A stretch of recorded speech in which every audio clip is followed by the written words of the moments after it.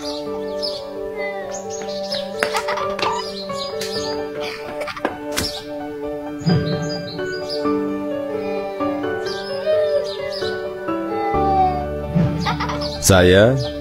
Joko Widodo. Ini adalah kisah masa muda saya sewaktu memulai perjalanan hidup. Ini saya waktu kecil. Saya berasal dari kota Solo, Jawa Tengah.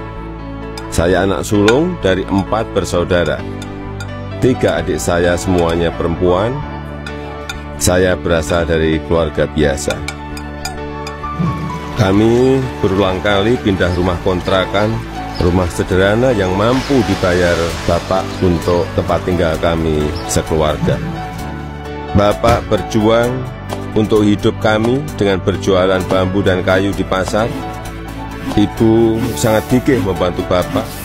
Setelah selesai masak dan membereskan rumah, ia segera pergi ke lapak dagang Bapak untuk membantu mengikat bambu dan kayu. Mereka melakukan itu semua demi anak-anaknya untuk bisa sekolah. Mereka meyakinkan saya bahwa sekolah akan mampu mengubah hidup saya. Perjuangan dan usaha Bapak sangat menginspirasi saya. Usaha Bapak berjalan baik, dagangan makin laku, dan saya tahu Ibu mulai punya uang. Saya pun mulai nakal waktu itu. Saya sering iseng memanggil pedagang makanan apa saja yang lewat dekat rumah. Tukang siomay, tukang bakso, tukang jajanan pasar. Ibu pun terpaksa membayar apapun yang saya pesan. Suatu kali saya asal manggil saja, ada tukang lewat di depan rumah. Saya pikir jual kue pasar, ternyata tukang arang. Ibu muncul sebelum saya sempat berlari. Terpaksa ibu membelinya dan langsung menyodorkan bungkusan berisi arang untuk saya makan sambil berkata, "Ayo makan, habisin ya, kamu kan yang kepengin jajan." Suatu hari kami kena gusur pemerintah daerah karena daerah rumah kami akan dibangun fasilitas kota. Kami sekeluarga terusir begitu saja tanpa ada perhatian di mana kami akan tinggal. Kejadian ini membuat kami sekeluarga sangat terpukul. Kami terpaksa menumpang di rumah paman. Keadaan yang sulit membuat kami sekeluarga gigih berjuang lebih keras. Bapak menjadi sopir angkutan umum. Setelah sekolah, saya membantu ibu berjualan di pasar meneruskan usaha Bapak. Kami sekeluarga menjalani hidup tanpa mengeluh dan saling mengalirkan energi positif. Bersama-sama kami berjuang untuk tidak lagi menumpang. Kerja keras tidak pernah sia-sia. Bapak bisa membuka bengkel usaha kayu. Setelah beberapa tahun, akhirnya uang bisa terkumpul untuk membeli rumah sederhana. Tahun 1980, akhirnya saya memutuskan untuk kuliah di jurusan Teknologi Kayu, Kehutanan UGM. Saya memilih jurusan tersebut agar saya dapat belajar lebih mendalam tentang perkayuan. Saya ingin mengikuti jejak Bapak, ingin membangun bisnis kayu Bapak menjadi besar. Ini saya gondrong waktu kuliah, dan saya suka banget dengerin musik cadas dari Nazareth, Queen, Metallica, Judas Priest, Guns N' Roses. Saya juga hobi banget naik gunung, Gunung Lawu, Gunung Merapi, Gunung Merbabu, Gunung Kerinci, sudah saya daki. Menginjak masa penulisan skripsi di dekat akhir kuliah, saya sudah agak kalem. Akan menginjak dunia kerja, saya memutuskan untuk lebih serius. Saya bertemu dengan gadis bernama Iriana. Dia teman adik saya yang sering main ke rumah. Pertama curi-curi pandang, lama-lama jadi jatuh cinta.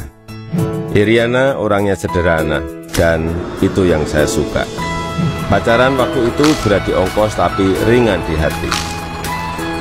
Saya naik bus penuh sesak, bolak-balik Jogja Solo demi bertemu Iriana.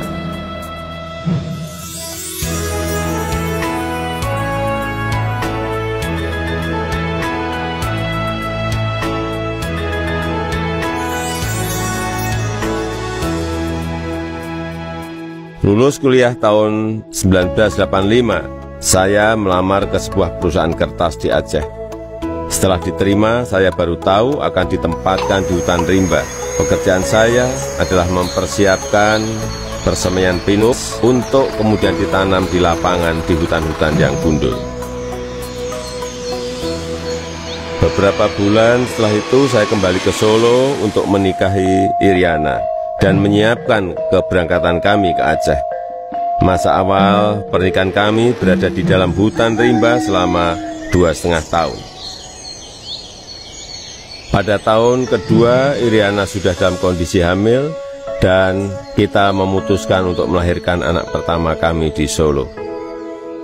Kembali ke Solo, mulai ikut paman bekerja di pabrik mebel untuk mencari pengalaman.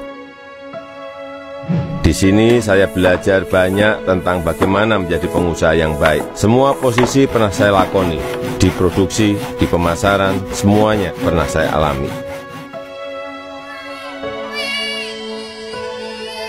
Tahun 1987, anak pertama saya lahir, Gibran Rakabuming. Gibran itu singkatan dari gigih dan berani. Saya ingin putra pertama saya punya semangat hidup seperti namanya. Lahirnya Gibran juga memicu saya untuk mendirikan perusahaan pertama saya yang bergerak di bisnis mebel dengan nama CV Rakabi.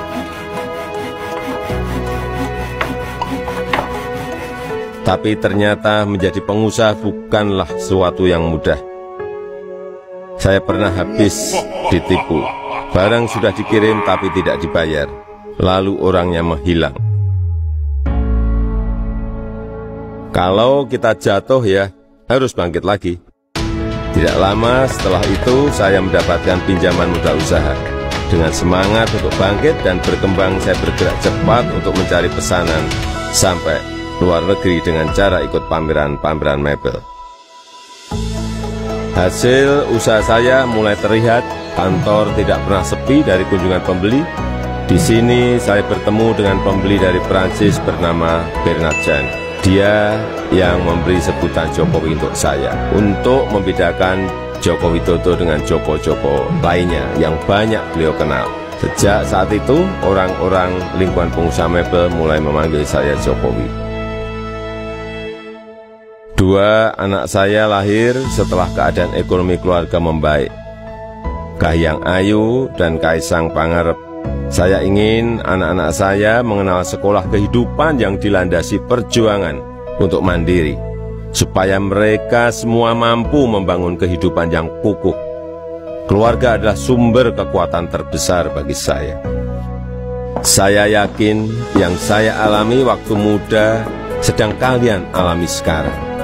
Tidak ada Jokowi hari ini jika tidak ada sejarah susah hidup saya. Teruslah berjuang mewujudkan mimpi-mimpi kalian. Mari kita terus bangun Indonesia maju.